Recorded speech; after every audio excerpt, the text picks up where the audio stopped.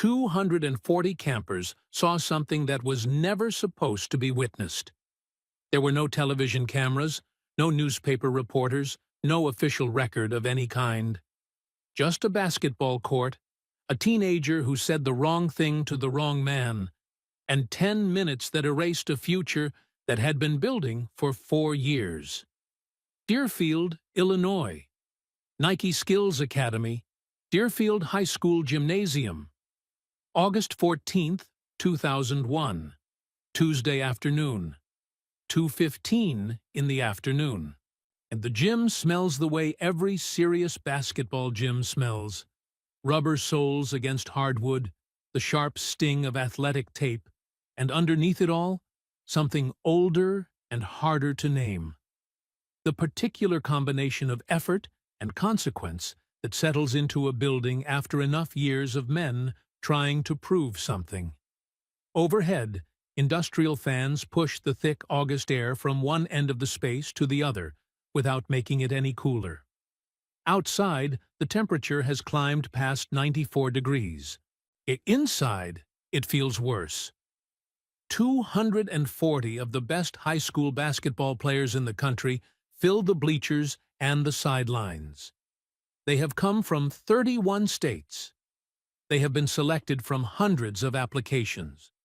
Every one of them has been told, in one way or another, that they are exceptional, that their talent places them in a category separate from ordinary players, that their future is not a question, only a timeline.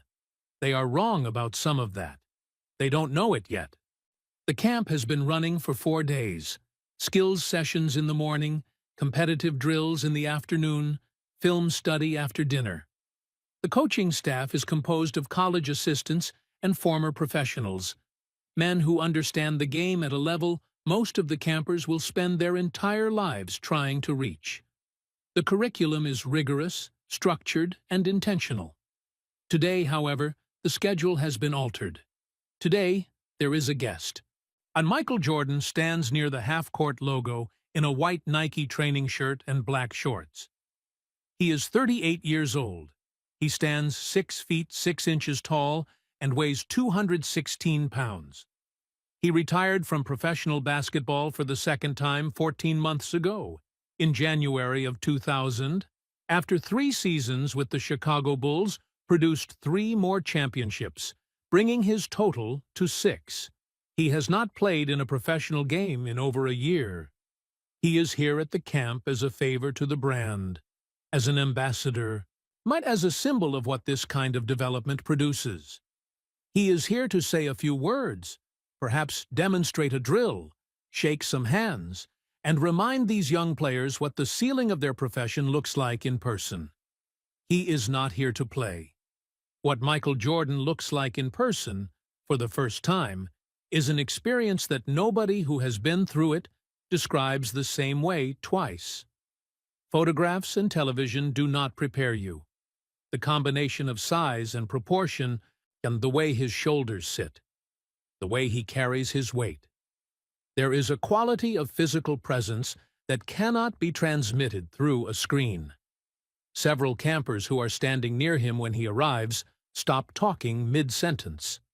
Not from recognition alone, though that is part of it, from something more instinctive. The same thing that happens in any environment when the most capable person in the room walks through the door. Jordan speaks briefly to the camp director.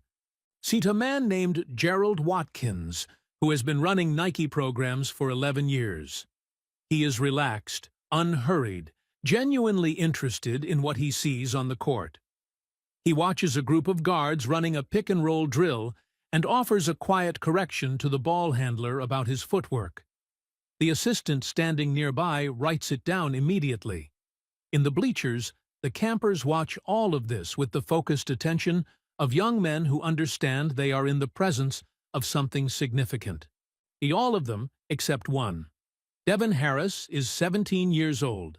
He is 6 feet 4 inches tall and weighs 185 pounds of fast-twitch muscle and absolute confidence. He is the 23rd ranked shooting guard in the country, according to 3 separate recruiting services. He has received offers from Duke, North Carolina, Kentucky, and 11 other Division I programs.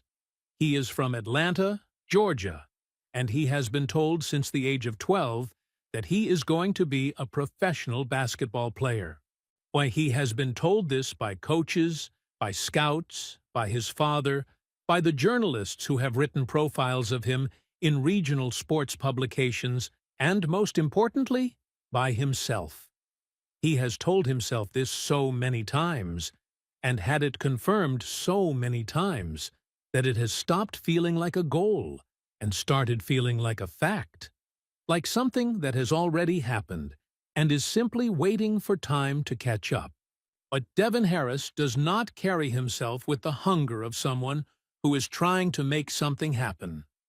He carries himself with the ease of someone who believes it is already done. He is sitting 3 rows up in the bleachers when Michael Jordan walks into the gym, and he watches for perhaps 30 seconds before turning back to the conversation he was having with a small group of campers around him. His body language communicates everything. He has seen what he needed to see, and he has assessed the situation. He has returned his attention to what he considers more relevant. His friend, a point guard from Houston named Marcus Tate, nudges him. "That's Michael Jordan, man." Devin shrugs. "Yeah, I know." Marcus stares at him. "You know?" Devin leans back against the bleacher behind him, arms loose, expression settled into something that is not quite a smile. "He's 38, Devin says. "That's like watching your uncle come play at your school." I got nothing to learn from watching a 38-year-old move around. Several people within earshot hear this. Some of them look uncomfortable. One of them, a small forward from Ohio named Kendrick Banks, turns around slowly and looks at Devin for a long moment before turning back without saying anything. He has heard Devin talk like this before, and it has never ended well. Kendrick has a feeling that today will be different, so Devin does not notice the quiet that has spread through the immediate area around him. He continues, "I mean, what is he going to show us? How to retire twice?" He chuckles at his own observation, and 2 of the campers nearby laugh with him. "He's old," Devin says, and the word hangs in the air of the gymnasium like smoke. Old. Gerald Watkins is standing approximately 15 feet away. He heard every word. Watkins looks toward Jordan, see who has moved to the far baseline and is watching a shooting drill. Jordan's back is to the bleachers. He has not heard what Devin said. For a moment, Watkins considers simply letting it pass.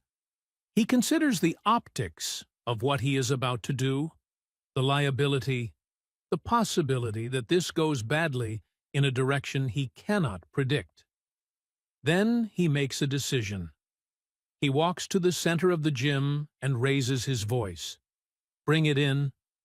240 campers move to the sideline. Devin Harris descends from the bleachers with the unhurried ease of someone who has nowhere important to be. Watkins says, "I want to make an adjustment to this afternoon's session." He pauses. One of our campers has some thoughts about the relevance of what he's going to see today. He looks directly at Devin. He is not being cruel. He is being precise. I thought we'd give him a chance to test those thoughts. The gym goes silent the way gyms go silent when something real is about to happen. Not quiet, not subdued. A specific, charged, electric silence that every person in that building can feel in their chest. Devin Harris understands what is happening. To his credit, he does not look away. He holds Watkins's gaze and absorbs it, and something shifts behind his eyes. Not fear, not quite. Something more complex.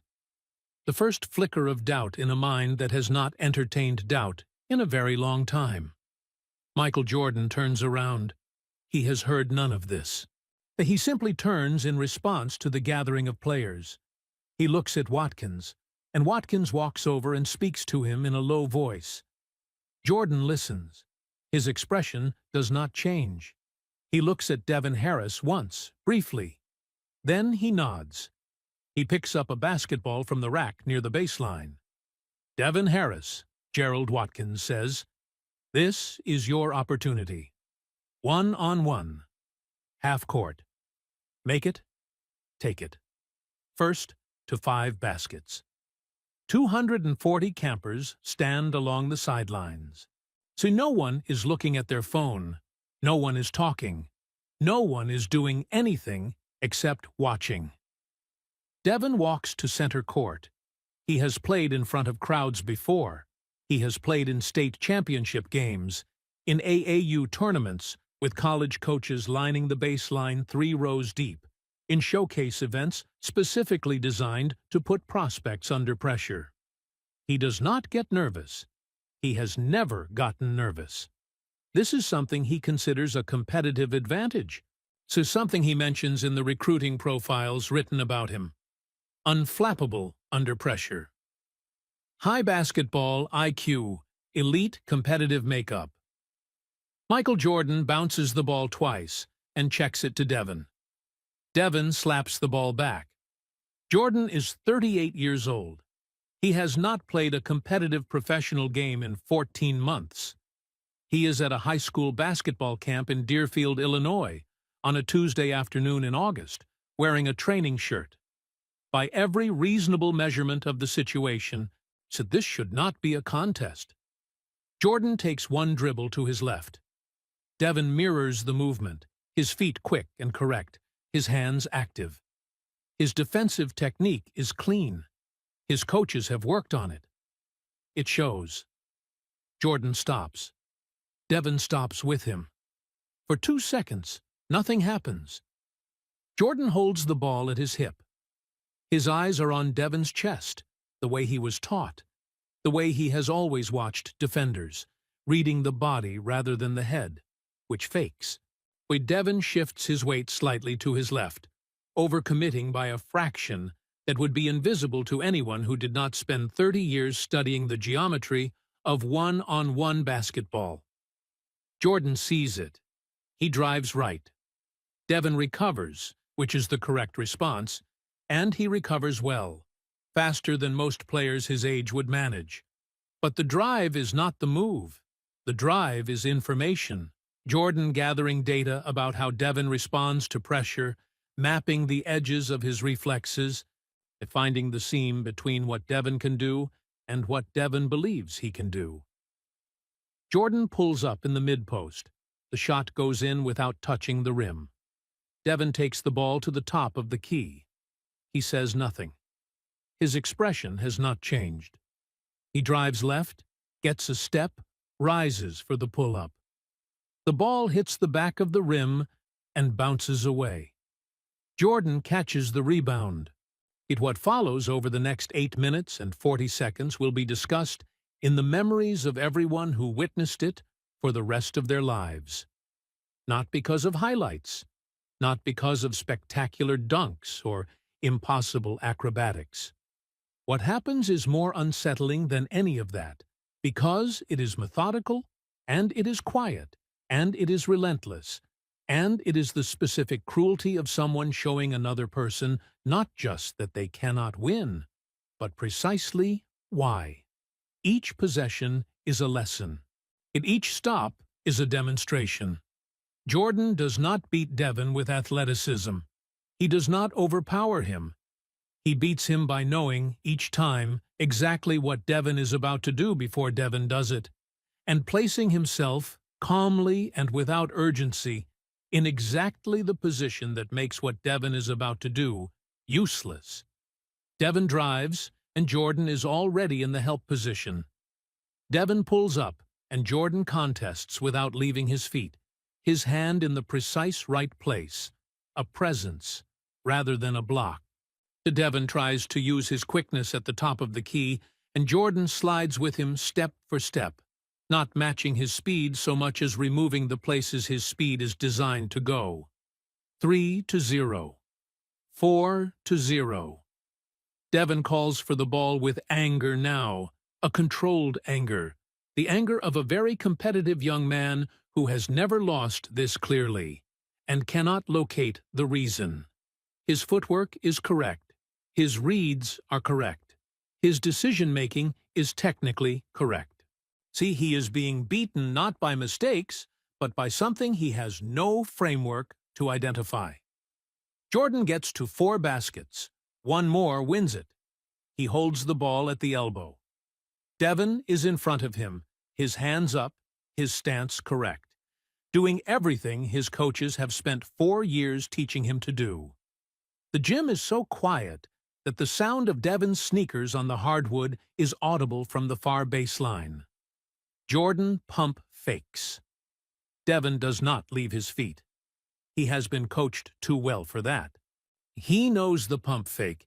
He has defended it hundreds of times. Jordan pump fakes again. Devin stays down. Jordan steps through. He is inside Devin's body now, inside his space, and Devin's only option is to foul or to step back. And Devin steps back because Devin does not want to give the free throws. And the step back is exactly 1 inch too much. And Jordan rises from that 1 inch and lays the ball gently against the glass. It falls through. The gym does not erupt. It does not cheer or shout. Not the sound that comes from 240 teenagers is something more like an exhale. The slow, involuntary release of breath from a group of people who have been holding it for 10 minutes and have now been told they can stop. Jordan catches the ball as it falls through the net. He walks toward Devin Harris without hurrying. Devin is standing at the spot where he took his last step back. He is breathing hard. His hands are at his sides. The expression on his face is the most honest expression anyone in that gym has seen from him since his arrival 4 days ago. All of the ease is gone. All of the settled certainty. What is left underneath is younger and more confused and more human than anything he has allowed anyone to see. Jordan stops in front of him. He holds the ball in one hand at his side and looks at Devin for a moment before he speaks. His voice is low. Only Devin hears the first part of what he says. "How old am I?" Devin does not answer. Jordan continues, still quietly, still without malice. "You've got the tools. You see the game. But you walked onto that court already knowing who you were going to be. You already decided." He pauses. The most dangerous opponent you will ever face is the version of yourself that thinks it's already done. Devin's jaw is tight. His eyes are clear and direct. He is not going to cry in front of 240 people, and he does not. But something in the rigidity of his posture communicates that the words have landed somewhere below the surface, where composure lives. Jordan says one more thing. Nobody in the gym will ever agree on exactly what it was. Some say he told Devin the specific thing he needed to work on. Some say he told him to call someone. Some say he simply said, "Come find me when you're hungry." What everyone agrees on is what Jordan did after he spoke. He handed Devin the basketball, not as a gesture of charity, as a statement. The ball belongs to you. What you do with it now is the only question that matters. Devin takes it. He holds it against his chest with both hands, his arms wrapped around it, and he stands there for a moment that lasts longer than it should, longer than anyone expects, long enough that several people looking at him understand that something is being processed at a depth that will not be visible on the surface for a long time. Jordan walks back toward Gerald Watkins. He says something to him. Watkins nods. Jordan picks up his towel from the scorer's table, slings it over his shoulder, and 40 minutes later, he is gone. Back to whatever the next stop on his afternoon is. Back into the life that moves at a pace that high school basketball camps can only briefly intersect. The camp continues for 2 more days.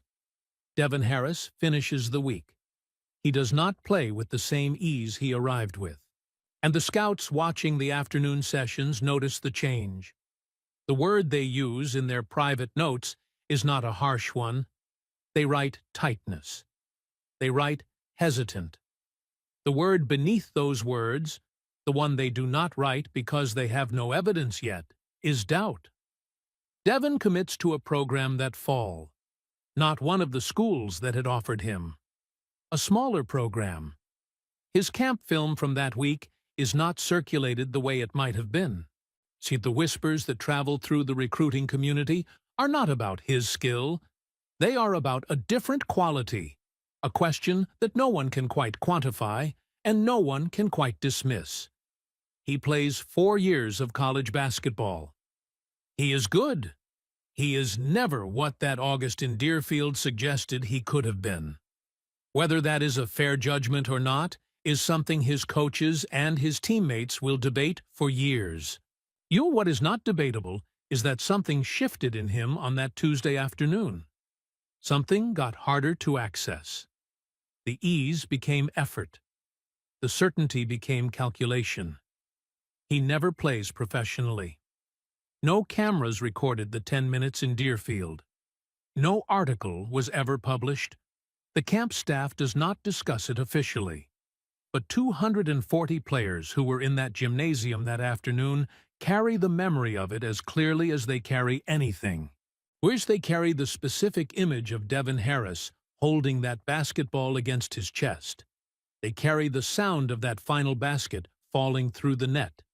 And they carry the question that Michael Jordan left behind in that gym like a temperature change, like something in the air that altered after he passed through it.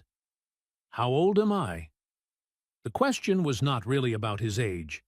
Everyone in that building understood that. And the question was about the thing that has ended more careers than injury and age and competition combined. The thing that arrives before the talent does, before the work does, before the opponent even steps on the court. The decision that it is already done. Michael Jordan knew what that decision cost. He had spent his entire career doing the one thing that separated him from every other exceptional player of his generation. He had never made it. Or if this story reminded you that the greatest competition you will face in your life is not the player in front of you, but the version of yourself that stopped being hungry, then this channel is for you. Subscribe now, activate the bell, and never forget, the moment you decide you already know who you are, the game has already beaten you. We will see you in the next one.